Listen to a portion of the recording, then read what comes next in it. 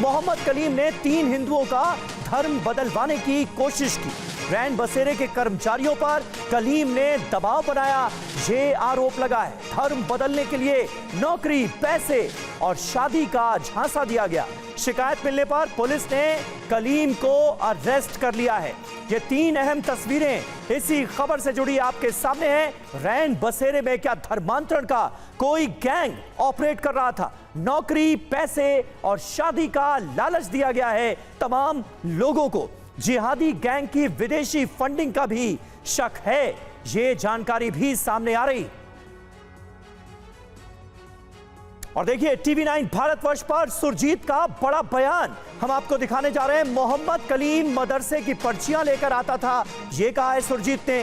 पैसे, नौकरी का झांसा देता था कलीम। कहा यह जाता था कि अगर तुम धर्म परिवर्तित कर लोगे तो तुम्हें पैसे दिए जाएंगे, नौकरी दिलाई जाएगी। जाकिर नाइक का वीडियो दिखाकर ब्रेन वॉश की साजिश का भी जिक्र सुरजीत की तरफ से किया गया है। धर्म नहीं बदलने पर कन्हैया लाल जैसा हश्र करने की धमकी भी दी गई।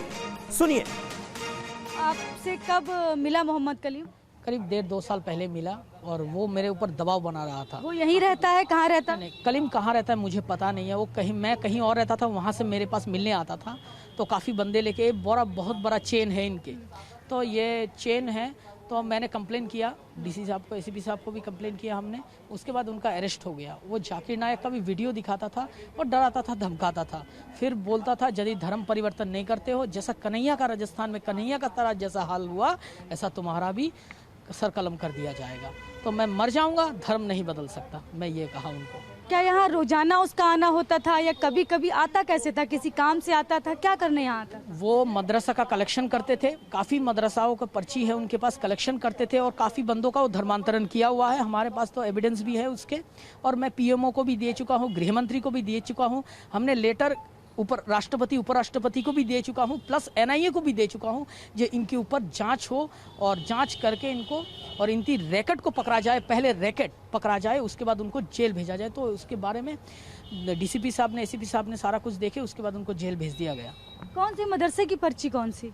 ये मदरसा की पर्ची काटते थे और चंदा कलेक्शन के लिए। और हमें तो दबाव भी डाला था कि हमारे पास विदेशी फंडिंग आते हैं, हम तुम्हें पैसे भी देंगे, लालच दे रहे थे और नौकरी वगैरह देंगे। हम उस लालच में नहीं आए, मर जाएंगे, धर्म नहीं बदल सकते। अच्छा, जाकिर नाइक के जो वीडियो दिखाते थे आपको, वीडियो में जाकिर नाइक क्या वीडियो में क्या बोल रहा होता था?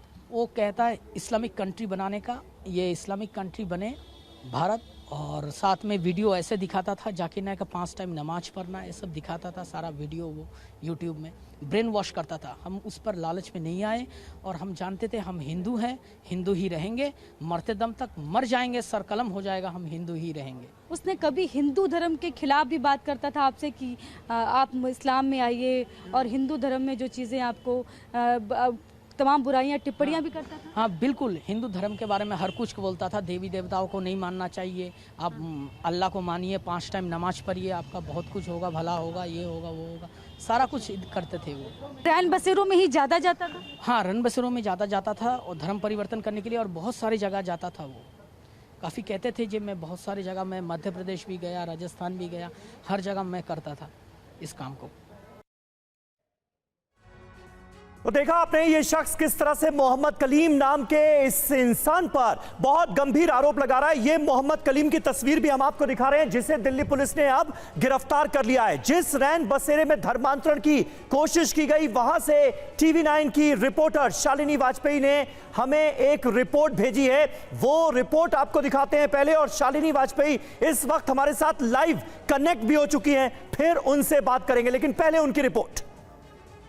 दिल्ली में जबरन धर्म परिवर्तन कराने का एक और मामला सामने आया है। ये तुर्कमान गेट के सामने ये शेल्टर होम है, जहां पर तमाम लोग रहते हैं जो बेघर होते हैं। यहीं पर एक मोहम्मद कलीम नाम का एक शख्स है जो कि इसी तरह के शेल्टर होम्स में जाता था। ऐसा विकी शर्मा, जो जिनको धर्म परिवर्तन कराने की कोशिश की गई, उन्होंने बताया कि वो इसी तरह के रैन बसेरों में जाता था और लोगों का ब्रेन वॉश करने की कोशिश करता था।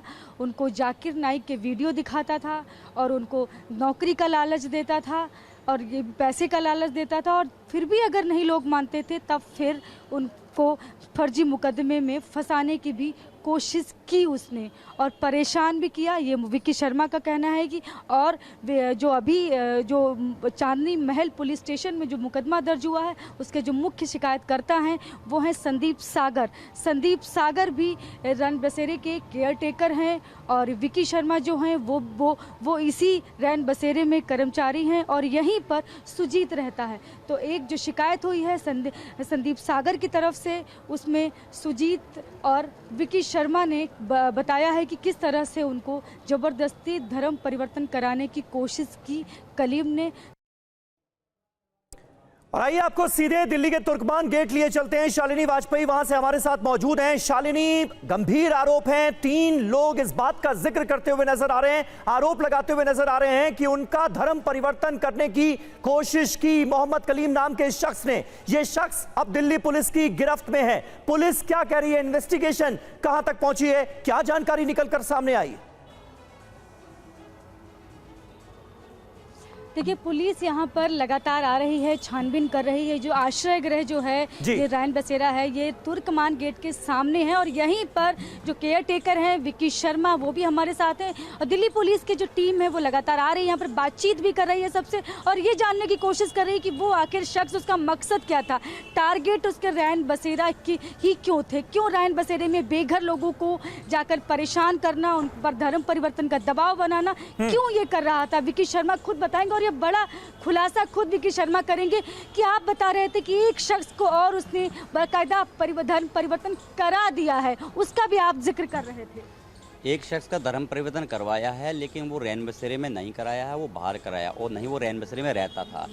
उसको 2 साल पहले ने धर्म परिवर्तन कराया। रैन बसेरे में उसका सीधा आने का मकसद है कि रैन बसेरे में गरीब लोग हैं, रैन बसेरे में वो लाचार लोग हैं जिनको इजीली पैसे के दम पे या कोई भी लालच दे के किया जा सकता है। ये यहाँ तो मानसिक संतुलन जो लोग कम होते हैं उनको ये डिस्टर्ब ज़्यादा फोकस करते हैं, या तो फिर जो जैसे मैं हूँ यहाँ इंचार्ज, उन्हें लगता है कि यहाँ इसके अंदर इतने सारे लोग हैं, इंचार्ज को हाथ में लिया तो 10 को और कर सकता है, यहाँ तो ये है।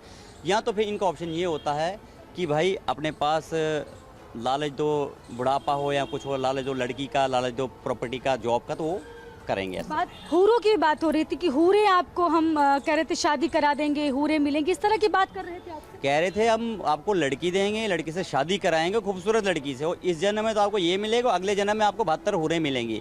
इस्लाम में आपको जन्नत मिलेगा, आपको बहुत कुछ मिलेगा। मुझे ना किसी जन्नत की ज़रूरत है, ना मुझे हूरों की ज़रूरत है, ना मुझे अपनी शादी ही नहीं करनी। अगर मैं हिंदू धर्म हूँ, मैं क्यों करूँ शादी, मुझे ज़रूरत ही नहीं है। मैं ऐसे और ना करने पर धमकाया, ना करने पे धमकाया, सर कलम करने की बात करी उसने कई बार, लेकिन हम उसको इतना सीरियस नहीं लेते थे। आज हमारे साथ पुलिस है और पुलिस ने हमारी मदद करी और अभी खड़ी है पुलिस और वो मदद कर रही है, पल पल मदद कर रही है।